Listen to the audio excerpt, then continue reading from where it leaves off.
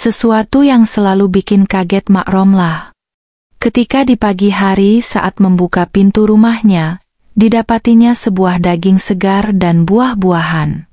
Sebenarnya perbuatan baik apa yang dilakukan Mak Romlah petani miskin di pedalaman Sumatera, hingga sering terjadi sesuatu hal yang tak terduga-duga. Saksikan kisahnya sampai selesai, namun sebelum itu tekan tombol subscribe di channel ini, agar channel ini semakin berkembang. Di pedalaman Sumatera, jauh dari keramaian kota dan kemewahan modern, berdirilah sebuah gubuk tua yang hampir menyatu dengan alam di sekitarnya. Gubuk itu menjadi tempat berlindung seorang nenek tua bernama Mak Romlah, seorang petani miskin yang menjalani hari-harinya dalam kesendirian.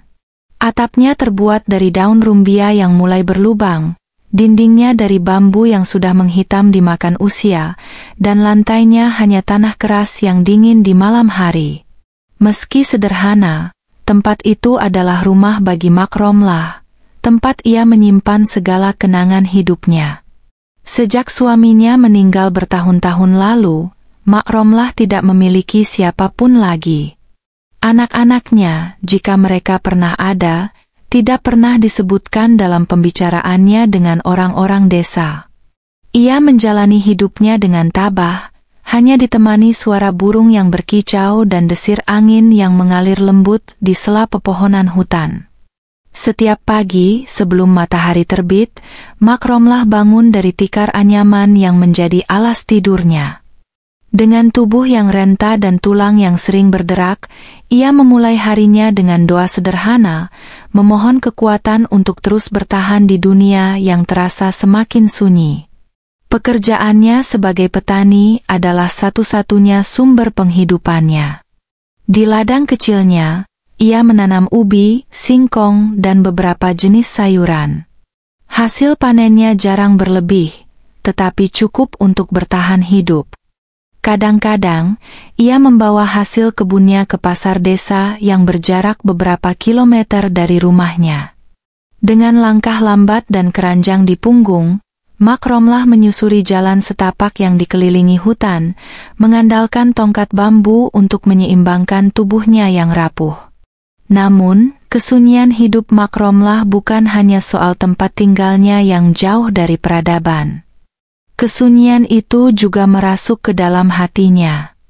Hutan di sekitar gubuknya adalah teman setianya, tetapi juga kadang-kadang terasa seperti tembok besar yang memisahkannya dari dunia luar. Setiap desiran daun, raungan binatang malam, atau suara gemericik air sungai menjadi bagian dari irama hidupnya. Meskipun begitu, Mak Romlah tidak pernah mengeluh. Ia percaya bahwa alam telah memberikan segalanya yang ia butuhkan untuk bertahan hidup. Air dari mata air, kayu untuk memasak, dan makanan yang cukup adalah berkah yang selalu ia syukuri. Baginya, hutan adalah tempat yang penuh misteri, namun juga rumah yang melindungi. Mak Romlah sering mengenang masa mudanya ketika ia dan suaminya pertama kali pindah ke tempat itu. Mereka berdua penuh semangat, membangun kehidupan dari nol dengan kerja keras. Ladang pertama mereka dibuka dengan penuh perjuangan, menebang pohon dan membakar semak-semak. Namun, cinta mereka kepada alam membuat mereka menjaga hutan di sekitarnya. Kini, ketika suaminya telah tiada, Mak Romlah merasa seperti satu-satunya penjaga hutan itu, seseorang yang harus merawatnya meskipun tubuhnya semakin lemah. Ia tidak pernah memotong pohon tanpa alasan, tidak pernah berburu binatang, dan selalu memastikan ia hanya mengambil apa yang ia butuhkan. Suatu pagi, saat langit masih berwarna keunguan dan kabut tebal menyelimuti pepohonan, Mak Romlah merasakan ada sesuatu yang berbeda. Setelah menyelesaikan sarapan paginya yang sederhana, nasi sisa kemarin dengan sambal yang ia buat dari cabai kebunnya, ia bersiap menuju ladang seperti biasa. Namun, ketika ia berjalan menyusuri jalan setapak yang mengarah ke ladang, ia mendengar suara yang tidak biasa. Suara itu terdengar seperti rintihan, pelan tetapi memecah keheningan pagi. Mak Romlah berhenti sejenak, mengerutkan dahi, mencoba memastikan arah suara itu. Hati kecilnya berkata suara itu berasal dari hutan yang lebih dalam, tempat yang jarang ia datangi karena dianggap berbahaya. Awalnya, ia ragu untuk melangkah. Hutan itu penuh dengan cerita-cerita mistis dari para penduduk desa. Ada yang mengatakan bahwa tempat itu dihuni oleh roh-roh penunggu, ada pula yang percaya bahwa harimau besar yang mereka sebut datuk, sering berkeliaran di sana. Namun, rasa penasaran mengalahkan ketakutannya. Ia meyakinkan dirinya bahwa mungkin saja itu suara binatang yang terluka dan butuh pertolongan. Dengan hati-hati, ia melangkah masuk ke dalam hutan, menyingkirkan dedaunan dan ranting yang menghalangi jalannya. Semakin dalam ia melangkah, semakin jelas suara itu terdengar. Rintihan itu berubah menjadi suara yang lebih intens, seolah-olah sedang menahan rasa sakit yang luar biasa. Akhirnya, di sebuah celah kecil di antara pepohonan, Mak Romlah melihat seekor harimau betina tergeletak di tanah. Harimau itu tampak kesakitan, tubuhnya gemetar dan napasnya berat. Mata kuningnya yang tajam menatap Mak Romlah dengan penuh kewaspadaan, tetapi ada juga kelemahan di sana yang membuat Mak Romlah merasa iba. Ia tahu ia sedang berhadapan dengan salah satu binatang paling berbahaya di hutan itu, tetapi ia juga tahu ia tidak bisa berpaling begitu saja. "Kasihan sekali kau, nak," gumam Mak Romlah dengan suara lembut, meskipun ia tidak yakin harimau itu bisa mengerti. Dengan langkah perlahan, ia mendekati binatang besar itu, memastikan untuk tidak membuat gerakan yang tiba-tiba. Ketika ia berada cukup dekat, ia melihat bahwa harimau itu sedang mengalami kesulitan melahirkan. Ada sesuatu yang menghalangi prosesnya, dan setiap kontraksi yang dialami harimau itu tampak membuatnya semakin lemah. Mak Romlah tidak tahu dari mana keberanian itu datang, tetapi ia merasa ia harus membantu. Mak Romlah mengingat ajaran nenek moyangnya tentang herbal dan cara membantu kelahiran, meskipun ia belum pernah melakukannya pada binatang sebesar itu. Ia mencari daun-daunan di sekitarnya yang ia tahu bisa membantu mengurangi rasa sakit. Ia juga mengambil air dari sungai kecil di dekatnya untuk membersihkan luka. Harimau itu tidak melawan, seolah-olah ia tahu bahwa Mak Romlah ada di sana untuk menolong. Dengan hati-hati, Mak Romlah memijat bagian perut harimau itu, mencoba merangsang kelahiran. Setelah berjam-jam penuh ketegangan, akhirnya harimau itu berhasil melahirkan 2 anak yang sehat. Mak Romlah merasa lega sekaligus terharu melihat kedua anak harimau itu merangkak mendekati induknya. Harimau betina itu mengaum pelan, seolah-olah mengucapkan terima kasih kepada Mak Romlah. Mata tajamnya kini tampak lebih lembut, penuh dengan rasa terima kasih yang sulit dijelaskan dengan kata-kata. Mak Romlah duduk kelelahan di dekat harimau itu, menyeka keringat di dahinya. Ia sadar bahwa ia baru saja mengalami salah satu momen paling luar biasa dalam hidupnya. Tanpa ia sadari, pertemuan ini akan menjadi awal dari persahabatan tak terduga yang akan mengubah hidupnya selamanya. Saat matahari mulai condong ke barat, cahaya keemasan menerobos sela-sela pepohonan, menyinari Mak Romlah yang tengah duduk di tanah hutan. Ia masih tidak percaya bahwa ia berhasil membantu harimau melahirkan 2 anak yang sehat. Induk harimau yang sebelumnya terlihat lemah dan kesakitan, kini perlahan bangkit. Tubuh besar dan otot-otot kuatnya terlihat jelas dalam cahaya senja. Namun, ada sesuatu yang berbeda di matanya, seperti kehangatan dan rasa terima kasih yang mendalam. Harimau itu mendekatkan wajahnya ke arah Mak Romlah, mengeluarkan suara pelan yang terdengar seperti desahan lega. Mak Romlah merasa ngeri sekaligus tersentuh. Ia tahu harimau itu bisa dengan mudah membunuhnya jika menginginkannya, tetapi di saat itu, tidak ada ancaman, hanya kehadiran dua makhluk yang saling memahami dalam diam. Mak Romlah bangkit perlahan, membersihkan tangannya dari tanah dan darah dengan dedaunan yang ia temukan di sekitarnya. Ia merasa kakinya gemetar, bukan hanya karena kelelahan tetapi juga karena adrenalin yang masih mengalir. Sebelum pergi, ia berbicara kepada harimau itu, meski ia tahu kata-katanya mungkin tidak dimengerti. Jaga anak-anakmu baik-baik ya. Mereka butuh kamu. Harimau itu hanya menatapnya, diam namun penuh arti, seolah-olah mengerti pesan sederhana itu. Saat Mak Romlah berjalan menjauh, ia merasakan tatapan harimau itu mengikuti langkahnya hingga ia menghilang di balik pepohonan. Hatinya berdebar, tetapi juga hangat dengan rasa puas telah membantu makhluk lain di saat yang paling sulit. Malam itu, Mak Romlah tidak bisa tidur. Ia berbaring di tikar anyamannya sambil memandang langit-langit gubuknya yang penuh lubang. Pikiran tentang harimau dan dua anaknya terus terngiang di benaknya. Bayangan tubuh besar harimau itu, suara rintihannya, dan momen ketika ia melahirkan semuanya terasa seperti mimpi. Apa yang sebenarnya terjadi hari ini? Ia bertanya pada dirinya sendiri. Perasaan aneh menguasai hatinya, antara takut, kagum, dan rasa terhubung dengan sesuatu yang lebih besar dari dirinya sendiri. Ia merasa seperti dipilih oleh hutan itu untuk menjadi bagian dari sebuah keajaiban. Keesokan harinya, saat sinar matahari mulai menerangi gubuknya, Mak Romlah keluar seperti biasa. Ia membawa keranjang untuk memanen hasil kebunnya. Namun, begitu ia membuka pintu, ia terkejut.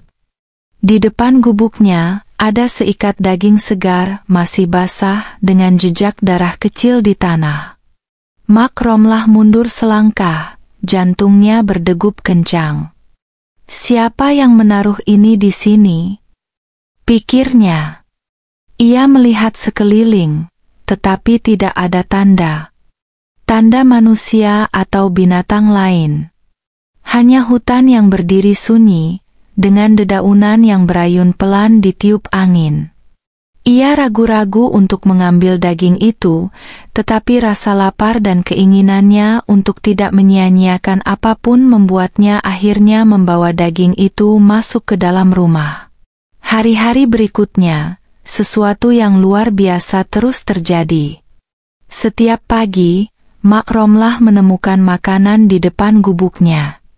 Kadang-kadang daging rusa, kadang buah-buahan segar, atau bahkan ikan sungai yang masih mengkilap. Semua itu ditinggalkan di tempat yang sama, seolah-olah dikirim oleh hutan itu sendiri. Mak Romlah tidak tahu harus berkata apa. Awalnya, ia merasa takut dan bingung, tetapi semakin lama, ia merasa bahwa ini adalah bentuk balas budi dari sesuatu yang tidak bisa ia pahami. Apakah ini dari harimau itu? Pikirnya, tetapi ia tidak pernah melihat harimau itu lagi sejak hari itu di hutan. Ia mulai menerima makanan itu dengan hati penuh syukur. Dengan makanan yang cukup, hidupnya terasa lebih ringan. Ia tidak perlu lagi khawatir tentang apa yang akan ia makan esok hari.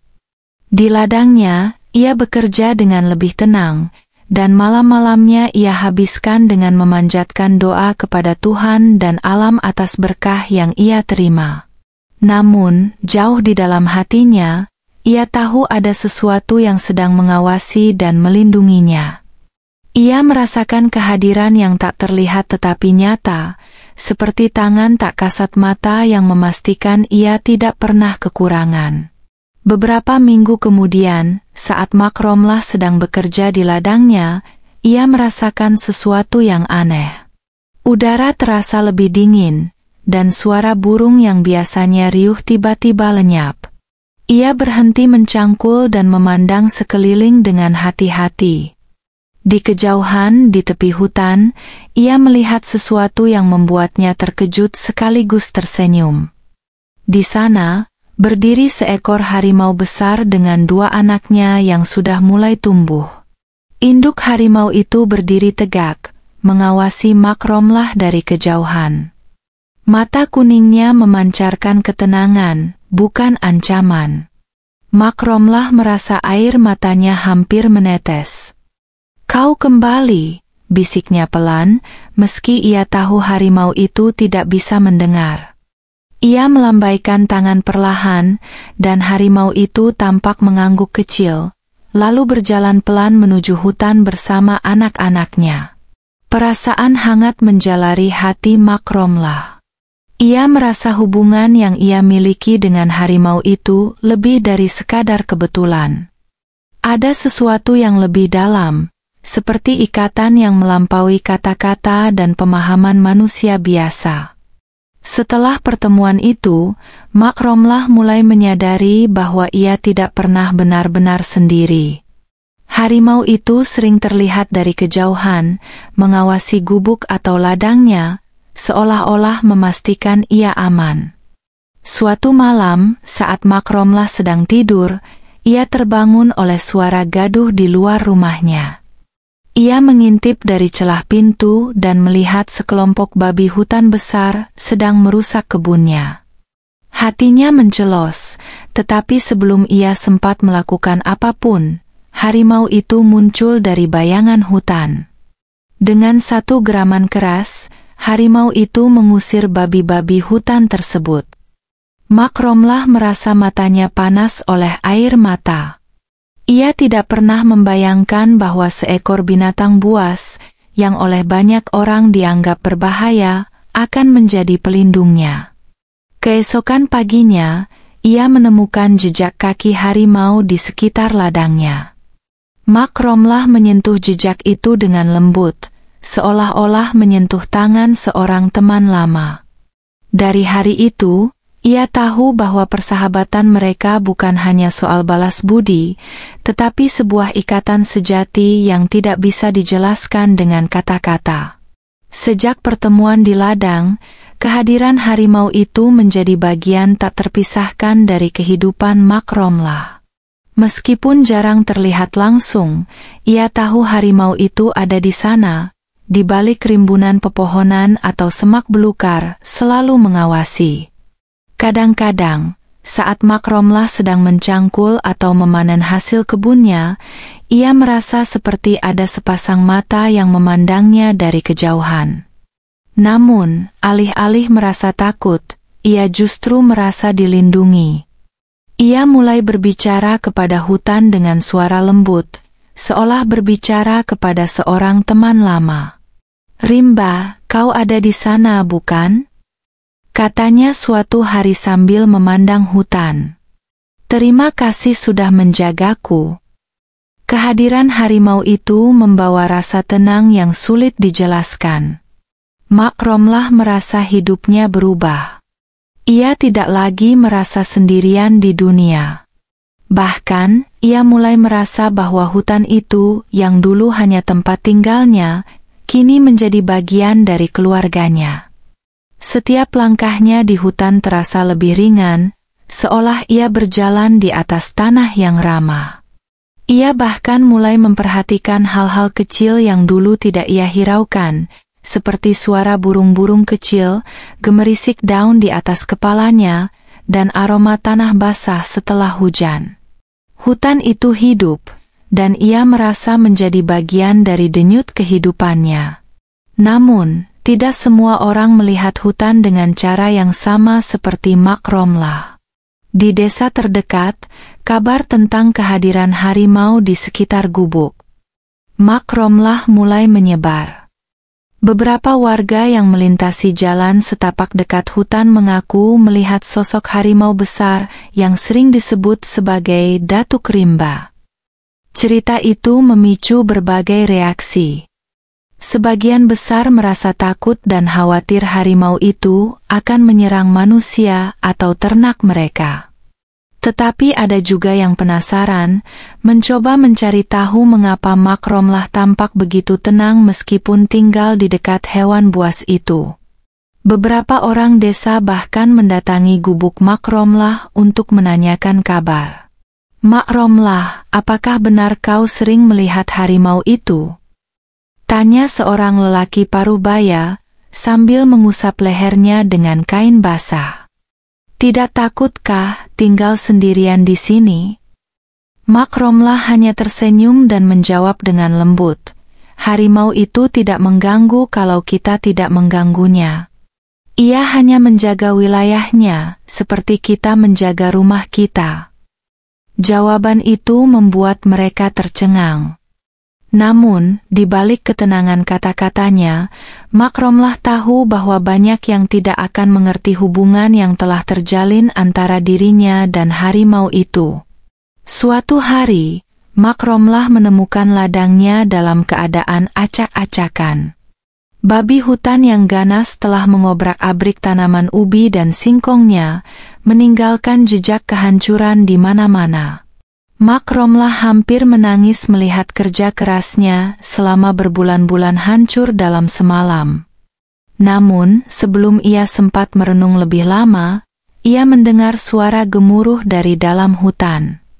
Harimau itu muncul, berjalan perlahan ke arah ladang dengan langkah penuh kewibawaan.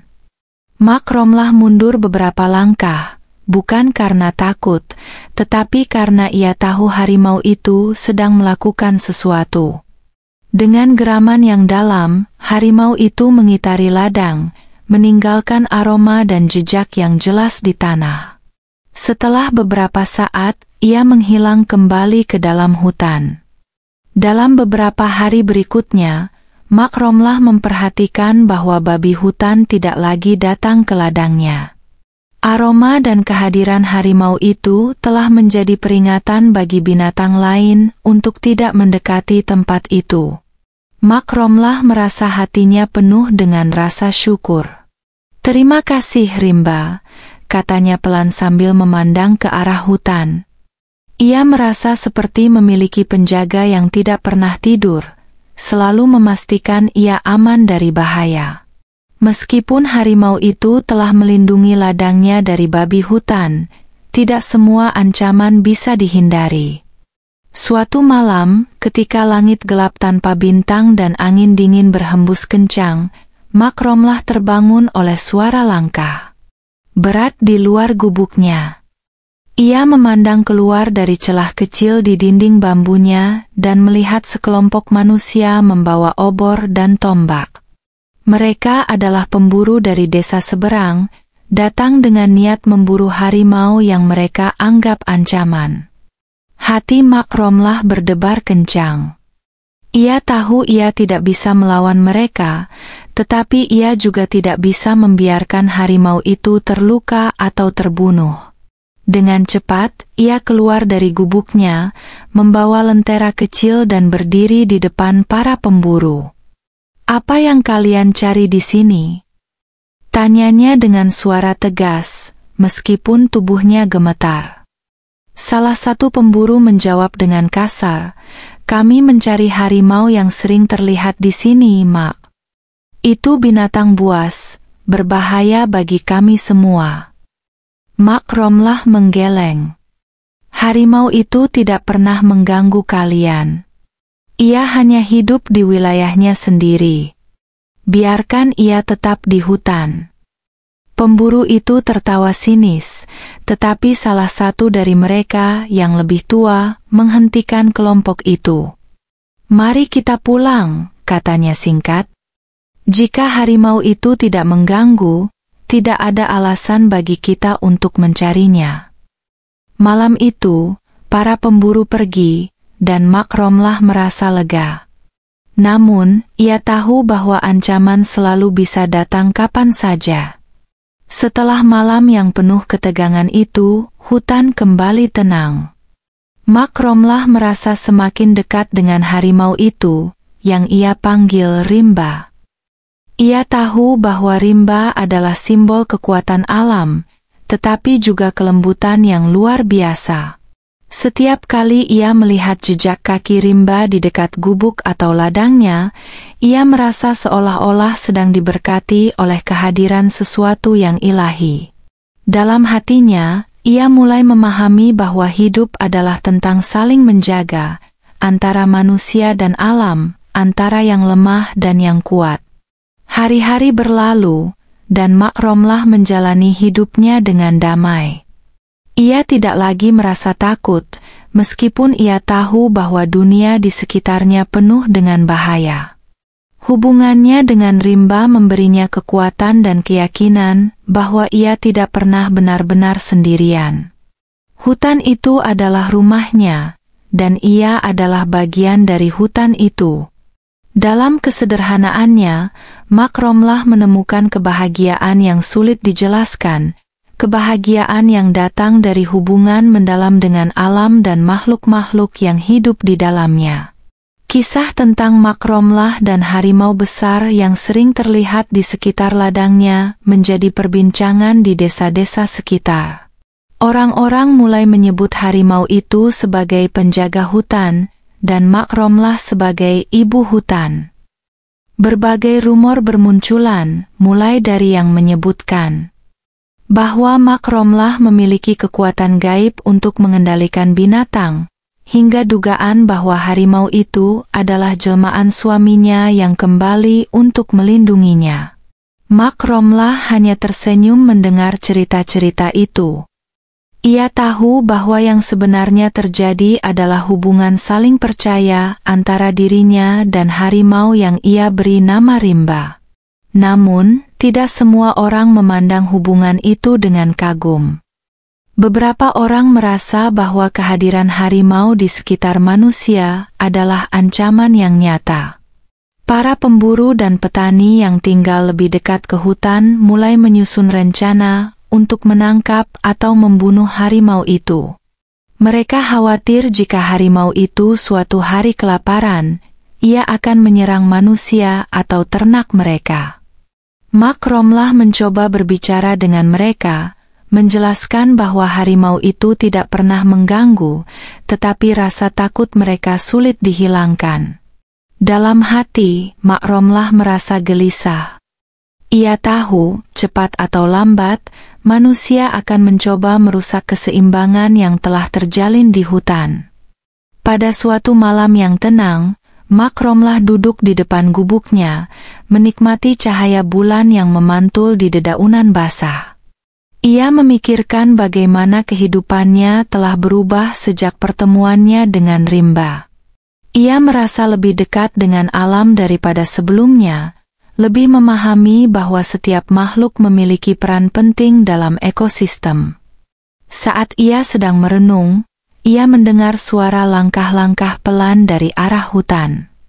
Ketika ia menoleh, ia melihat Rimba muncul dengan tenang, diikuti oleh dua anaknya yang kini telah tumbuh menjadi harimau muda yang kuat. Mak Romlah tersenyum dan mengangkat tangannya perlahan, seperti menyambut teman lama.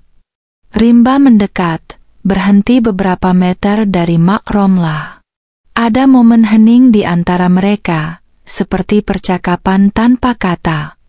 Mata Rimba yang tajam menatap Mak Romlah, seolah menyampaikan rasa terima kasih yang tidak bisa diungkapkan dengan suara. Dalam hatinya, Mak Romlah merasa seolah-olah ia sedang diberkati oleh alam, bahwa kehadiran Rimba dan anak-anaknya adalah tanda bahwa ia telah menjalani hidupnya dengan benar, hidup yang selaras dengan alam tanpa merusaknya.